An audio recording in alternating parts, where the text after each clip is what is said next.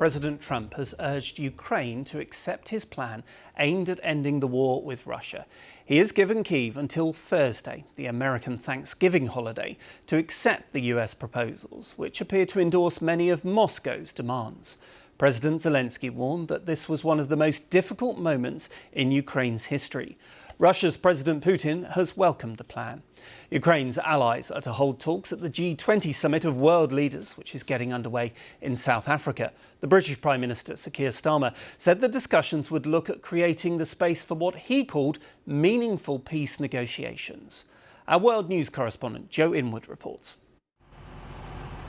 These are difficult days for Ukraine, for its towns and cities under near constant attack from above, for its army who are on the back foot in the east, and for its leader under unprecedented pressure to accept a peace deal that many see as capitulation. Now is one of the most difficult moments in our history. The pressure on Ukraine is among the heaviest we have ever faced. Ukraine may soon be confronted with a very difficult choice, either a loss of dignity or the risk of losing a key partner. He says that because Ukraine has been presented with a peace plan and an ultimatum by the Trump administration. Amongst its 28 points are many President Zelensky's rejected in the past, including Ukraine giving up the last parts of the eastern Donbas region it still controls, cutting the size of the armed forces, and ruling out membership of the NATO military alliance.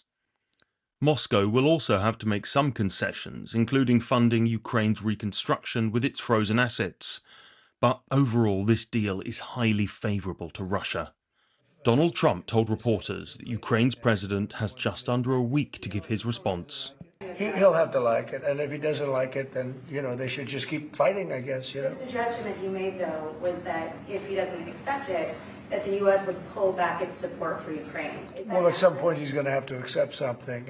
He hasn't accepted. You remember right in the Oval Office not so long ago, I said, you don't have the cards. It's not just President Zelensky who faces difficult decisions. Ukraine's European allies, many at the G20 in South Africa, were not consulted on this deal and will not like it. But they will also not want to alienate President Trump. That was reflected in a statement from the Prime Minister, who said, "We will discuss the current proposal on the table and, in support of President Trump's push for peace, look at how we can strengthen this plan for the next stage of negotiations." But there's only one country around the G20 table that's not calling for a ceasefire, and one country that is deploying a barrage of drones and missiles to destroy livelihoods and murder innocent civilians. As for Russia, President Putin has said this 28-point plan could be the basis for a final settlement. But any agreement that's acceptable to Moscow will surely be impossible for Kyiv to accept. The coming week will be difficult, maybe decisive for Ukraine. Joe Inwood, BBC News. Well, let's speak to Jana Biaspachuk from the BBC Ukraine service, who is in Kyiv for us this morning. Jana, good morning to you. I wondered if you could give us a sense of the public mood in Kyiv at the moment. Yes, the public mood, I think, is very critical of this draft peace deal that is suggested by the US, by Trump himself. So, first of all, what is important for Ukrainians? Security guarantees that will be firm and very concrete, so that they will prevent, to the extent that it's possible, the future attacks against Ukraine. Because Ukrainians understand that they will have to continue to live with the Russia's danger and threat on its borders. That's the first thing. The other thing, I think it's very alarming for the Ukrainian public that this draft peace deal says that sanctions have to be lifted off Russia, and then Russia gets all chances to revive economically and to produce as much weapons as it wants, to develop an army, and now it has to be supplemented with the very obvious fact that Russia has the army with the huge combat experience that it gained in Ukraine, with the newest modern technologies. I mean, first of all, drone technologies. And of course, for Ukrainians, it looks like the deal that lays the foundation for future wars, as Ukrainians see no signs that Russia is really ready to comprehensive, just peace, and it will guarantee Ukraine's security. It looks impossible from the Ukrainian perspective. And of course, there are many other points which are very problematic for now and have to be discussed.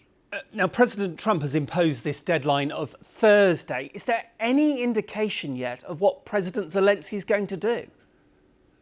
Zelensky said in his address to the nation that he will work today, tomorrow, and every single day before that deadline to find a balance. In fact, that was his idea, between the preservation of Ukraine's dignity and freedom on the one hand, and also the preservation of American involvement in these talks. So he highlighted that there is a danger to lose their key partner, and it was an apparent reference to Donald Trump and the American team that is involved in these talks.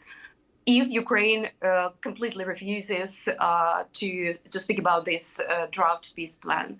So that's a very difficult historical momentum for Ukraine now.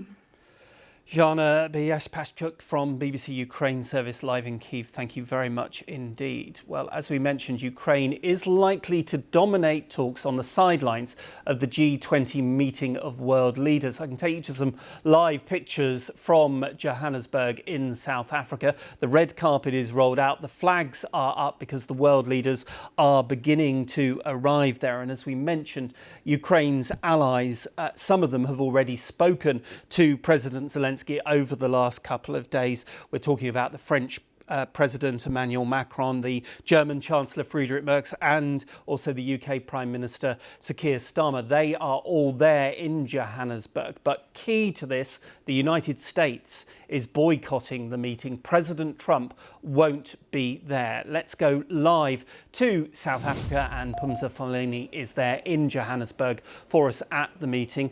And Phumza, what do we know about what is going to be discussed in relation to Ukraine? Although that is not officially part of the business of this summit, we do know it's going to feature highly on the sidelines, with European leaders and their allies trying to come up with a unified or even a consensus on how to best approach this plan that's been proposed and what to say to Ukraine and how to continue to show support for it for the countries that have presented a strong united front showing their support for Ukraine. It is a delicate one to be managed, though. They will want to be careful to not say something that is seen as antagonizing President Donald Trump. But some people have said his absence might actually be a blessing in disguise, in that it may create an environment where there's a freer flow of information and engagement, and possibly improve or change the quality of the discussions here, even when there is disagreement on certain issues. Interesting point you make there. On President Trump, just explain, why isn't he going to a meeting of world leaders? Well, this dates back to something that's been playing out very publicly over the last few months between South Africa and President Donald Trump. And largely, it's rooted in his repeated line that there's a genocide against white people here in South Africa, a line that has been discredited several times by various media houses as well as trusted international bodies. But Mr. Trump seems to still believe that this is going on. And he says because of that, he cannot set foot in South Africa and be seen to be endorsing that. He also has an issue with the country's land reform issues, which are looking at repossessing unused land and redistributing that to maybe perhaps the black majority, or land that can be used outside of business practices. So these are some of the key issues. But at the heart of it, some people have said South Africa, for Mr. Trump, represents something that he seems to be against, which is multilateralism. He's a president whose administration has shown that it is focused towards inward nationalist issues. So South Africa has become a sort of base for the very thing he is pushing against. Now, we mentioned that Ukraine is going to be discussed mainly on the sidelines. What's on the official agenda for the world leaders over the next few days? Well, one of the things that these countries, South Africa and countries in the global south, have been wanting to put forward and are hoping to get buy-in on is how to best handle climate change and what they say is its disproportionate impact on developing countries, as well as what they say are super high rates of lending to African countries, which also just stifle development. They'll also be looking at tightening up and improving trade deals, as well as looking at the future of energy transitions, not just in the global south, but how the West also can play a more balanced role in partnerships there. Bunza Fulani live in Johannesburg at the G20 summit. Thank you.